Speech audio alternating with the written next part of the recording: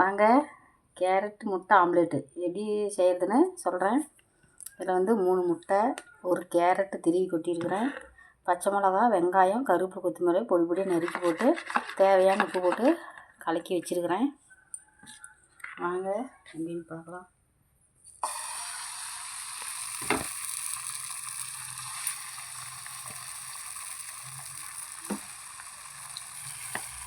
பாருங்க,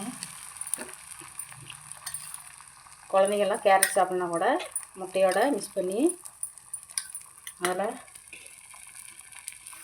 பாருங்க தனியாக பெரிய வெங்காயம் கேரட் சைஸில் கொஞ்சமாக அப்படியே பொரித்து மெரூன் கலரில் அப்படியே பொரித்து வச்சுக்கிறேன். அது மேலே அப்படியே தூவிட்டு லைட்டாக கொஞ்சம் எண்ணெய் விட்டிங்கன்னா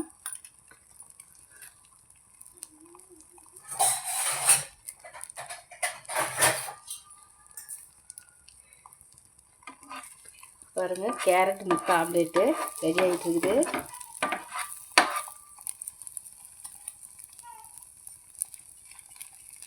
லஞ்சுக்கு பருப்பு சாம்பார் வச்சுருக்கிறேன்.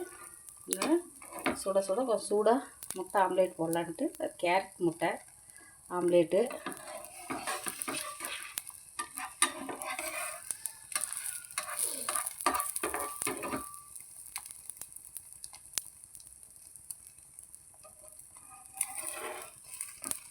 அப்படியே நல்லா வெந்துருச்சு.